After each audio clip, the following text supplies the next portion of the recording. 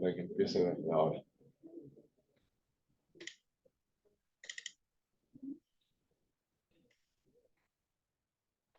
Ahí nos escribí en el chat. Hola, buenas, ¿cómo está? Hasta tiempo. Ya, ¿estamos?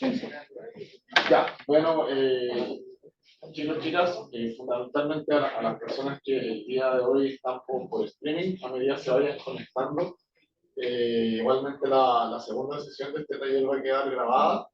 Le damos el inicio a esta segunda etapa del taller que diseñaron nuestros dos ex estudiantes, Joaquín Cifuentes y Omar Muñoz, respecto a lo que es metodología de investigación, en lo que el taller del día de hoy va enfocado fundamentalmente a la construcción de los marcos teóricos. Una parte que en la metodología de investigación se puede ver bastante rústica, por la extensión y por la complejidad que lleva dicho proceso, pero que es sumamente relevante e importante al momento de darle un soporte teórico a un estudio independiente del índole que uno lo realice.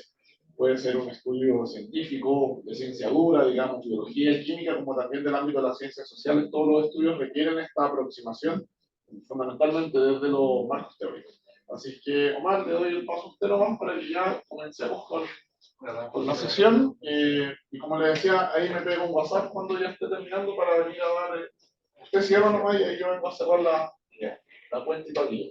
Se van a conectar estudiantes por Zoom, pero presencial puede que ya no tengamos, porque la mayoría están en plan. Ya, no hay problema.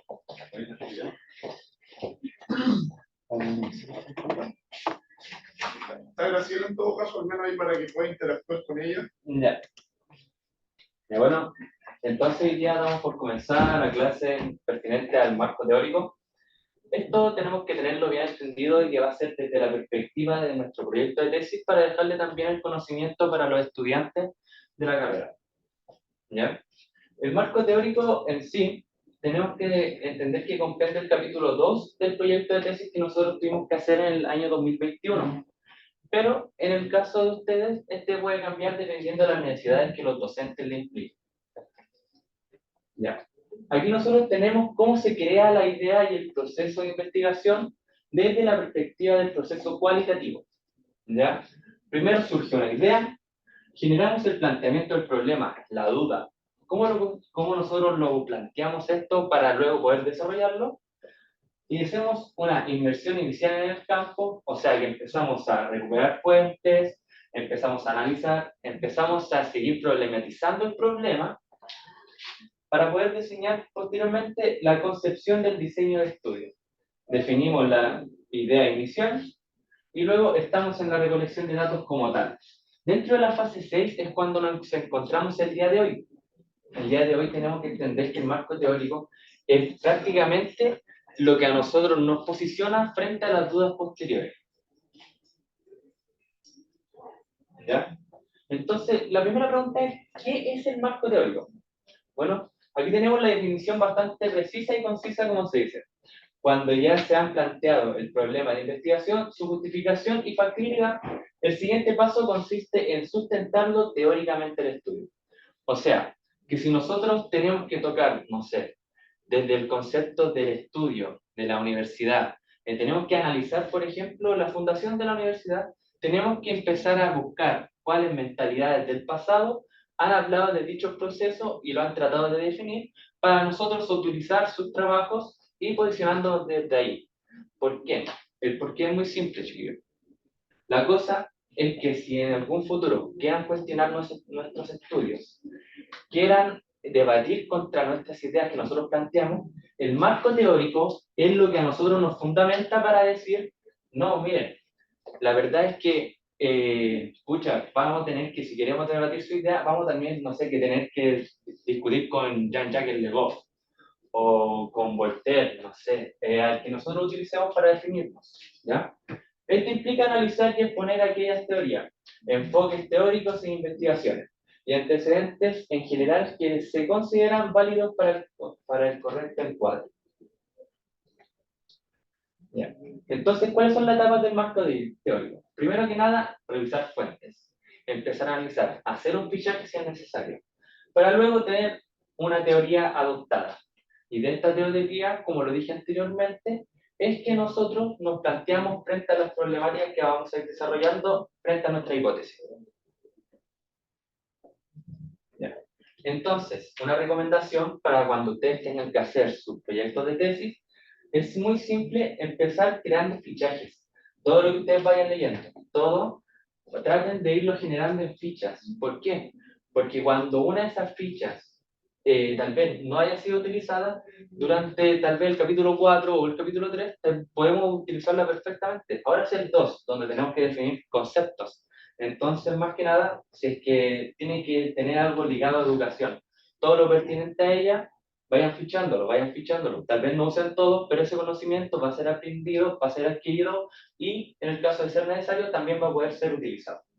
Aquí, por ejemplo, es la forma más fácil de hacer fichaje, a menos que simplemente copien el link y copien la cita que van a necesitar. También es posible en caso de que uno no tenga el tiempo suficiente, pero en caso de tener el tiempo, porque supongamos, puede ser utilizado este fichaje para esta investigación o para investigaciones futuras. Por ejemplo, primero que nada, rescatar el autor, lo más simple, el autor, el título y el año. De aquí ya podemos empezar a formular nuestro concepto de la cita senata. Luego colocar la cita. Y algo muy importante, tratar siempre de colocarle el tema. Porque así también nosotros no necesariamente tenemos que recurrir a la cita. A ver, ¿qué es lo que decía acá? Sino que en el tema hacer una especie de título o de subtítulo con el cual nosotros podamos entenderlo más rápidamente. La página igual muy importante. En cuanto a la editorial y el país, lo podemos dejar para el final cuando ya estemos haciendo las citas como tal. ¿Ya? Así también nos ahorramos en tiempo, no hay que estar haciendo doble trabajo ni nada. Para eso es muy importante el fichaje. Pero en caso de que quieran hacerlo de una forma mucho más rápida, simplemente pueden copiar la cita y no sé si es extraído de algún libro, colocar el título del libro con su autor, o en caso de que sea extraído de internet como una webgrafía, simplemente copiar el link para posteriormente tratar de hacer todo el fichaje acumulado. En cuanto a las citas pertinentes. Ya. ¿Qué es el marco teórico? A continuación nosotros vamos a exponer qué es marco teórico para nosotros, para Joaquín Cifuentes y para Omar Muñoz, cuando tuvimos que hacer la tesis de niñez, barrio y identidad de la población de Emilio Recabal.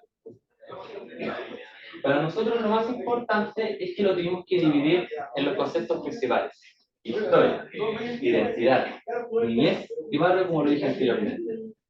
Siendo el más grande de ellos la historia, y también se podría decir que el más complejo de todos. Nosotros nos posicionamos desde Febvre y de Marplot. Por eso, como les digo, siempre traten de poder tener pilares bastante fuertes a la hora de tener su marco teórico, porque a la hora de que quieran derrumbar su proyecto de tesis van a tener que también pelear contra ellos. Nosotros nos posicionamos desde Marplot, ¿por qué? Porque él nos dice que el conocimiento de la historia es mediante huellas.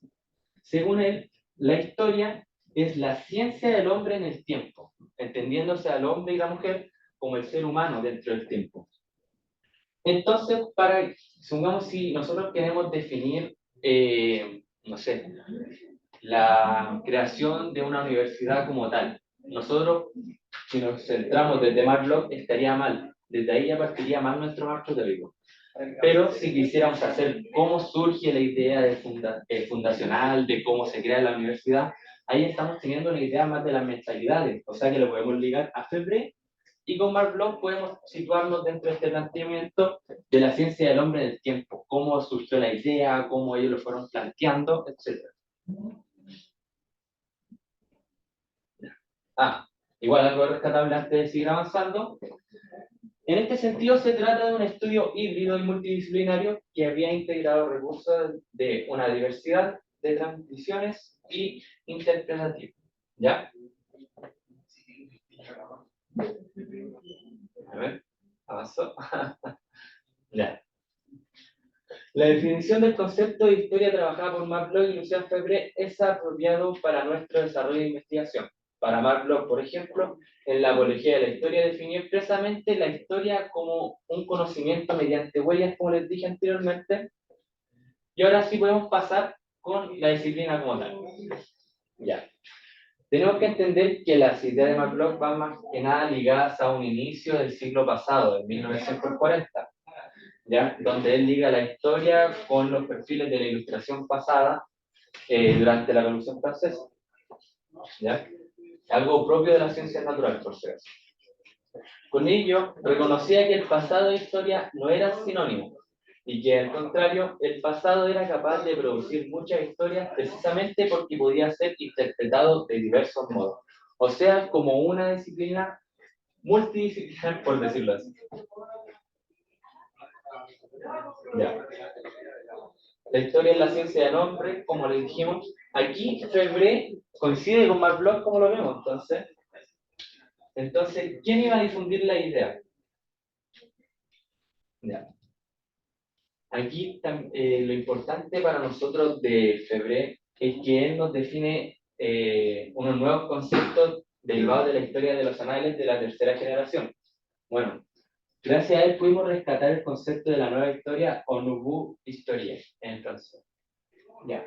La corriente historiográfica puesta en marcha por Jean-Jacques Le Goff y Pierre Nora, correspondiente a la tercera generación, como les dije, aparecía en los años 1970 en la Escuela de los Anales Franceses.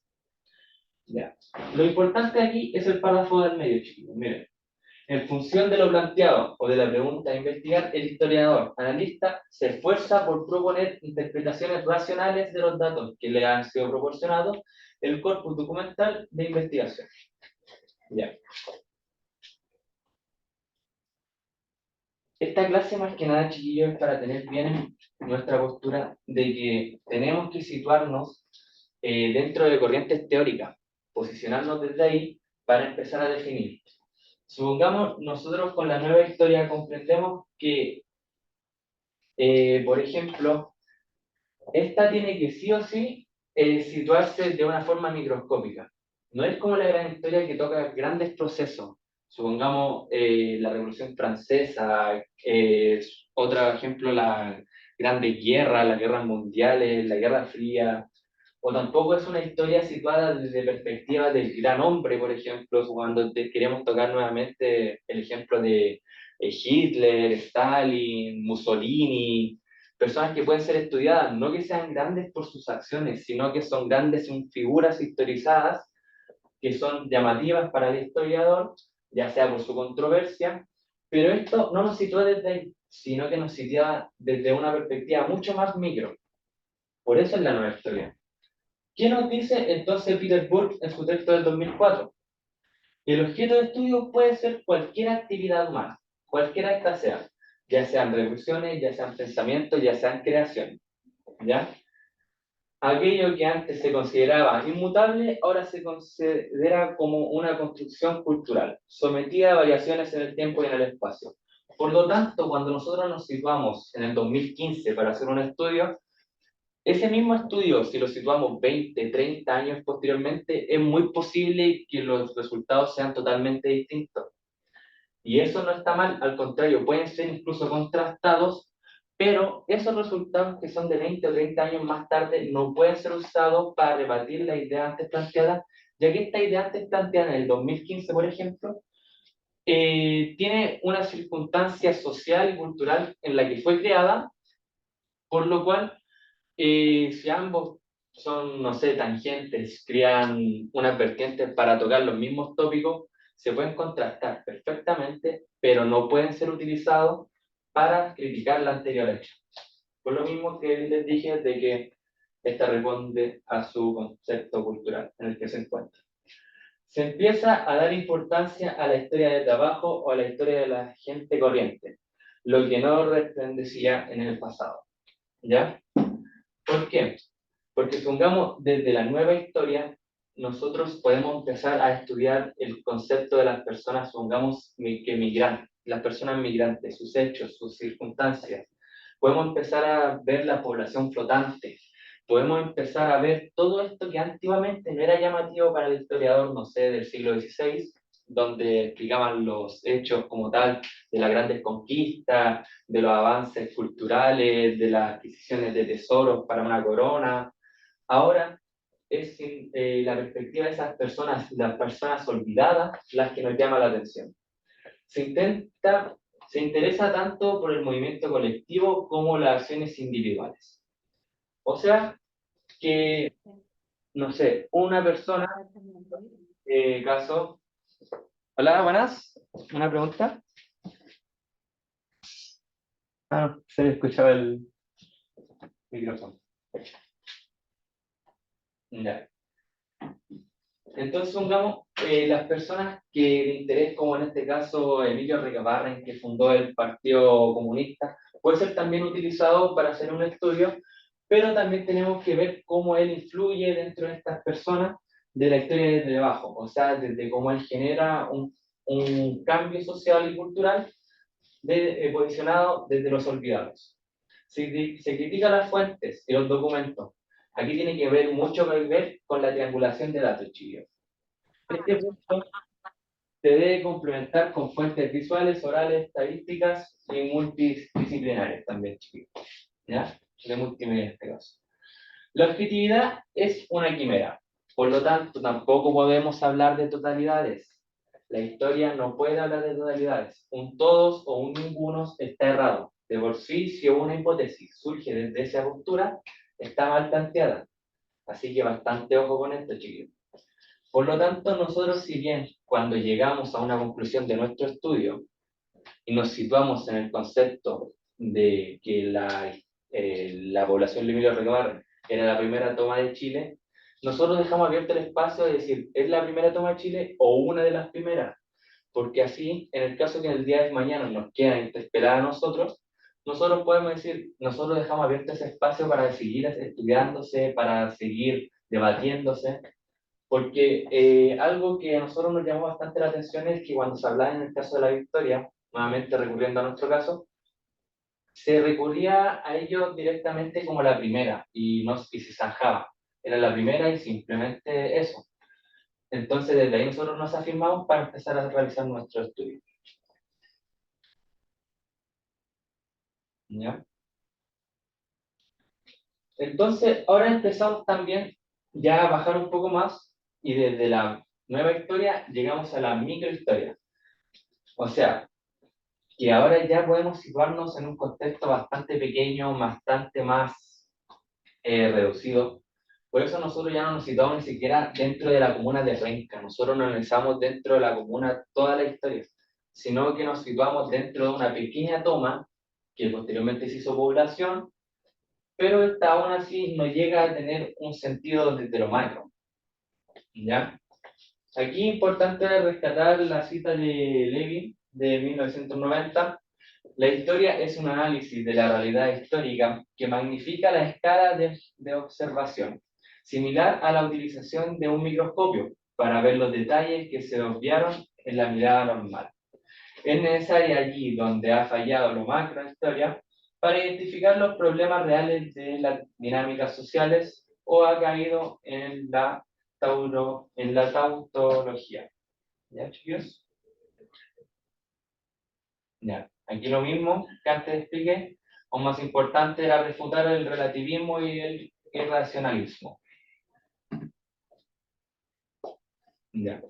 Para para Jacques Rebel, por ejemplo, también, lo que el punto de la vista de la microhistoria ofrece a la observación no es una versión atenuada o parcial o mutilada de la realidad macrosociales, es el segundo punto de una versión diferente.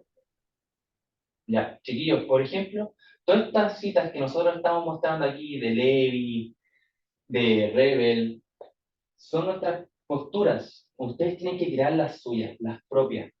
Nosotros, supongamos, como les dije en un inicio, no podemos situarnos desde lo desconocido. Por lo tanto, el fichaje es lo fundamental. Si nosotros no nos fijamos desde la microhistoria y nos fijamos desde, no sé, la macrohistoria, no hubiésemos podido de partida tener nuestra hipótesis.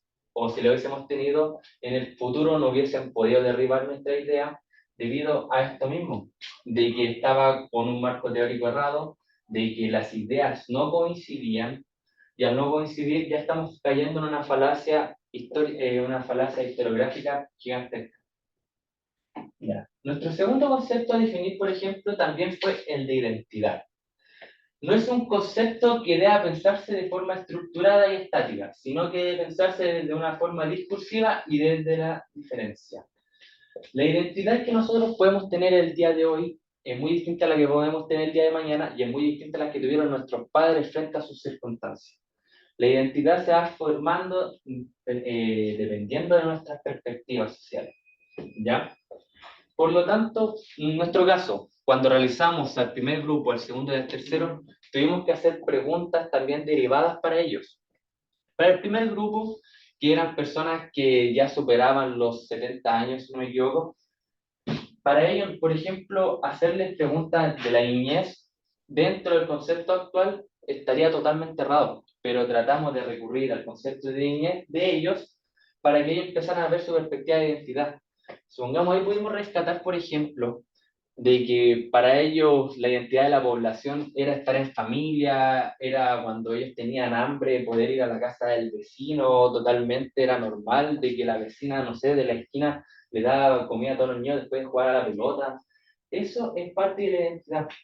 Pero supongamos a día de hoy, si a un niño usted le pregunta cuál es la identidad, tal vez también sea jugar a la pelota, pero será dentro de las mismas circunstancias, tal vez ya no sea en una cancha de tierra o en un peladero, sino que puede ser una cancha como tal, puede ser sintética, de cemento, etcétera. Pero esas perspectivas también van cambiando la identidad propia. ¿Ya? Como dice Hall en el 2003, entendemos que la construcción de identidad es un proceso dinámico, que también es, ya, como les dije, al ser dinámico, esto siempre va cambiando, chicos. ¿Ya? Vamos a ir tocando rápidamente los conceptos, ya que como les dije, estas son las perspectivas que nosotros podemos rescatar y tomar, y no es necesariamente tienen que ser las suyas. ¿Ya? Para Mario Garcés, por ejemplo, reafirma nuestro pensar sobre la importancia de la existencia y el desarrollo de las historias locales, las cuales nos importan porque nuestra diversidad... miren, esto es muy importante, porque muestran diversos aspectos de la vida cotidiana de las personas, organizaciones y localidades. Una localidad es totalmente distinta a otra. Una localidad del sur de Chile es muy distinta a una de Santiago y una de Santiago muy distinta a una de Arica, por ejemplo. Y esto mismo es lo que va generando nuestro concepto de identidad. O, por ejemplo, las personas que se identifican con A, B o C equipo. Las personas de Colo-Colo tienen su propio pensar dentro de su espectro. Las personas de la Universidad de Chile o de Unión La Calera o de, no sé, Wanderers tienen totalmente una perspectiva distinta del fútbol. Ambos desde su pensamiento local, ambos desde sus creencias, desde la importancia que le da a la misma historia, pero dentro de su perspectiva. Por lo tanto, una identidad totalmente distinta. Eso es lo importante de definir bien nuestros conceptos, chicos. ¿Ya? Aquí ya empezamos a bajar un poco y llegamos a la definición de niñez. Como les dije, nosotros trabajamos con tres grupos. Y al ser tres grupos, tuvimos que hacer preguntas que las pudiéramos ligar entre todos. Por lo tanto, si queríamos tocar la niñez del primer grupo, que era lo que más nos interesaba, pero teníamos distintas perspectivas de distintos años, también teníamos que empezar a ver la niñez de los otros. Supongamos, nuestro segundo grupo, por ejemplo, ellos fueron la generación de los 80. Por lo tanto, crecieron o dentro del gobierno europeo o dentro del gobierno militar o dictadura militar, como ustedes quieran escribirse. Eh, bueno, y entonces también su perspectiva de la niñez era totalmente distinta. No sé, la primera generación dijo que ellos pasaban afuera, pasaban. La segunda generación, fueron el que tenían-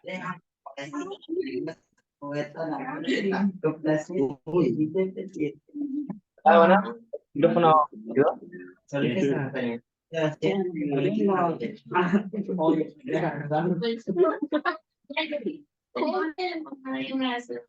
Llegaron igual. Y ahí sí, creo que había un micrófono encendido. Ya. Entonces ahora la perspectiva de la niñez, como les dijimos, para nosotros era tan importante que tuvimos que empezar a minorizarla y empezar a tocarla de distintos aspectos. Para la primera generación era una, para la segunda generación era otra y para la tercera era otra totalmente distinta. E incluso cada vez que íbamos avanzando en el concepto anterior, que era la identidad, era incluso más difícil poder identificarla. Supongamos la primera, yo creo que la primera era bastante simple identificarla, ya que ellos se consideraban como unidos dentro de la población. Tenían ciertas creencias, supongamos una de nuestras entrevistadas, había sido presidenta del Partido Comunista, participaba mucho en las acciones populares, no solamente desde los movimientos populares, sino como las acciones de juntas de vecinos o, por ejemplo, también en las fiestas patrias. Ella recalcaba mucho que le gustaba mucho celebrar las fiestas patrias en el pasado, ya que la gente se unía. Entonces, esos conceptos de identidad, mediante va pasando el tiempo, fueron siendo más difusos. Y por eso tuvimos que definir bien el concepto de niñez, ya que también empezó a estar dentro de la misma disyuntiva. Ya. La noción de infancia tiene un carácter histórico-cultural y es por ello que ha tenido diferentes apreciaciones en la historia. Su concepción depende del contexto cultural y de la época. Nuevamente estamos hablando estamos hablando de perspectivas mutables. Si ustedes se fijan, todos los conceptos que hemos tocado, ninguno ha querido tocar totalidades. ¿Ya? Bastante ojo en eso, ya que eso nos está situando dentro de nuestra perspectiva. Es así como a partir de la Convención Internacional de los Derechos del Niño, y aquí nosotros también le atribuimos a los niños la calidad de ciudadanos, al escribirnos también con esa pequeña cita. Ya.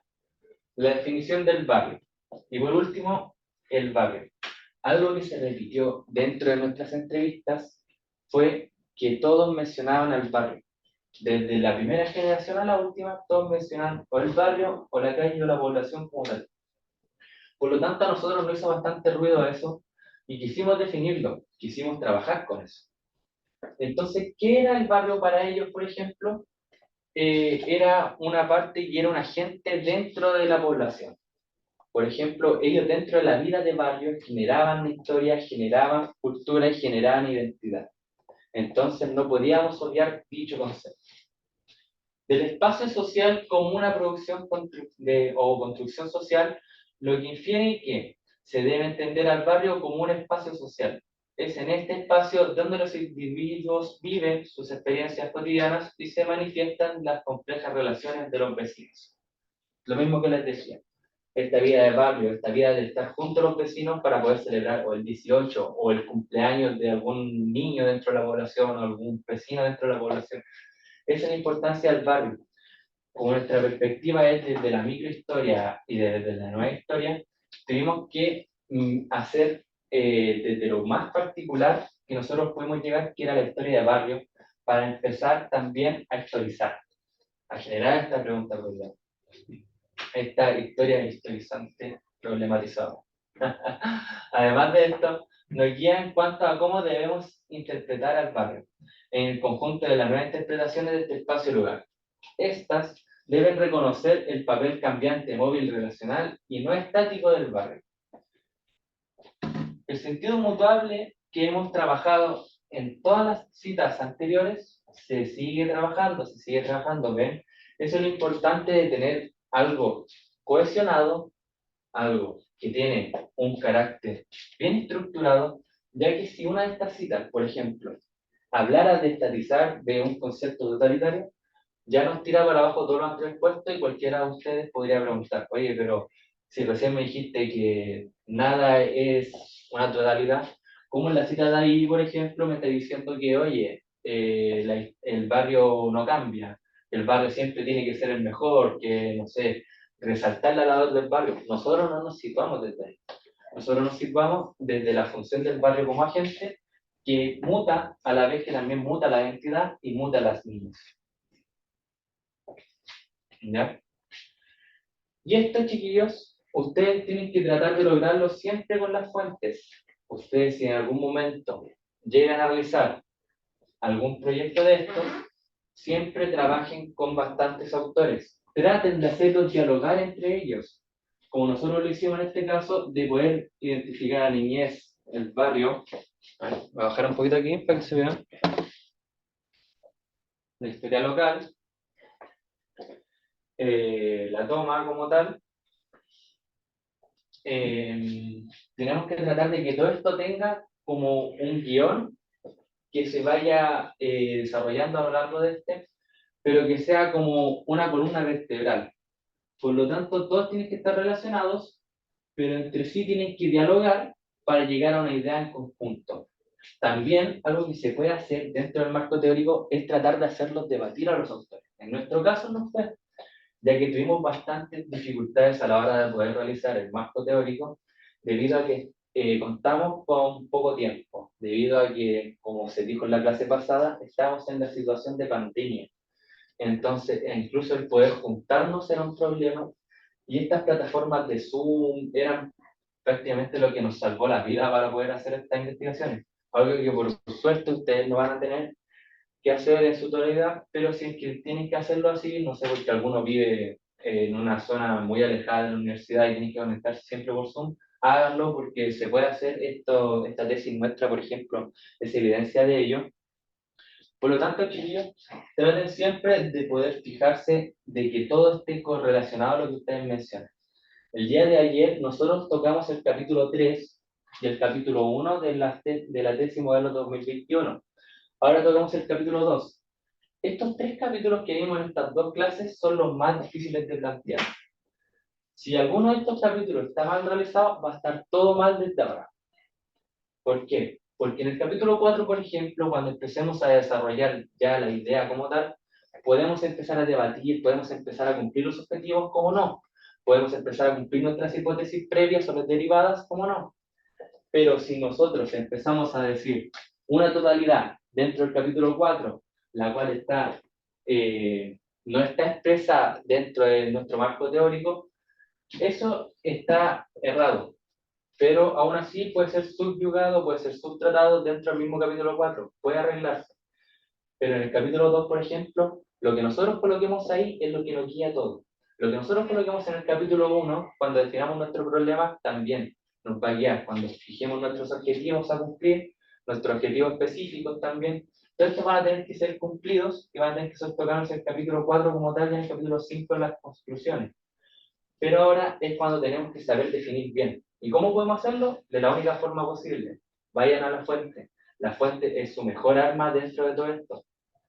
Si su fuente está errada, ustedes van a estar errados. Por lo tanto, discriminen la fuente. No porque esté expreso en un libro significa que esté bien. No porque lo diga un gran autor significa que esté bien. Por eso que si bien nosotros, como les dije, nos situamos bien con Le Goff o con cualquiera de los antes mencionados, si es que alguno de ellos hubiese dicho algo que no iba en relación a nuestra hipótesis, no nos sirve, no nos sirve simplemente. Pero como lo que dijeron, si va acorde a ella, totalmente es posible ocuparlo, ¿ya?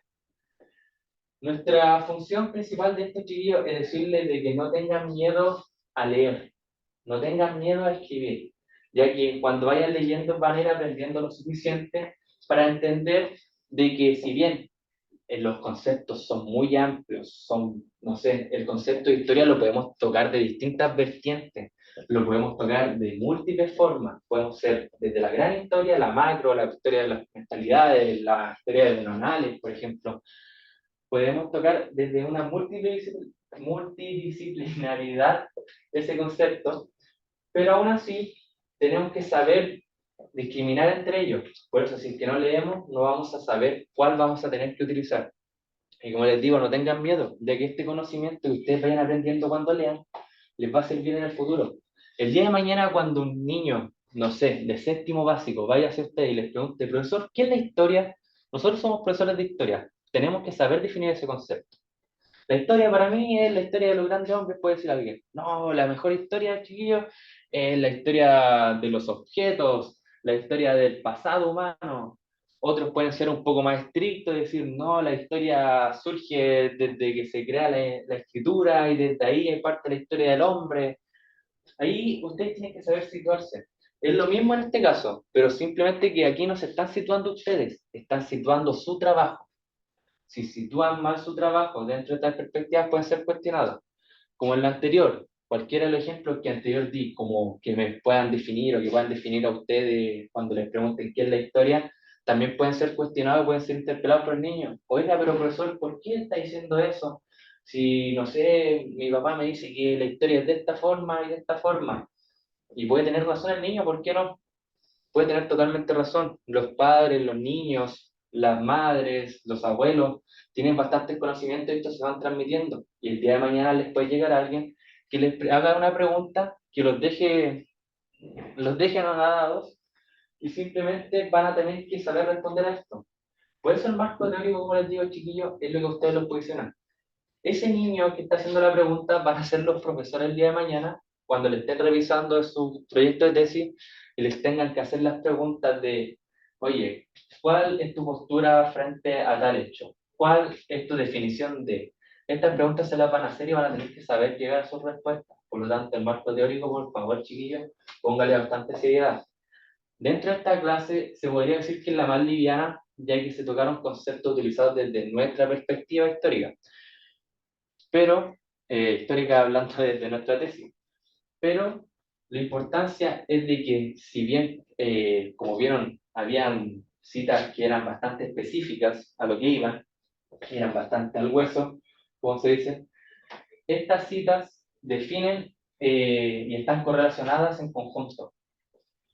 Así que, por favor, junten citas, trabajenlas, traten de que estén relacionadas. Si hay alguna que no está relacionada, pueden incluso tocarlas dentro de su escrito, pueden decir, saben que no comparto la idea de Jean-Jacques Le Goff para este concepto, por lo tanto, nos situamos desde la perspectiva de tal sujeto para poder debatirlo. ¿Es posible hacerlo? Sí.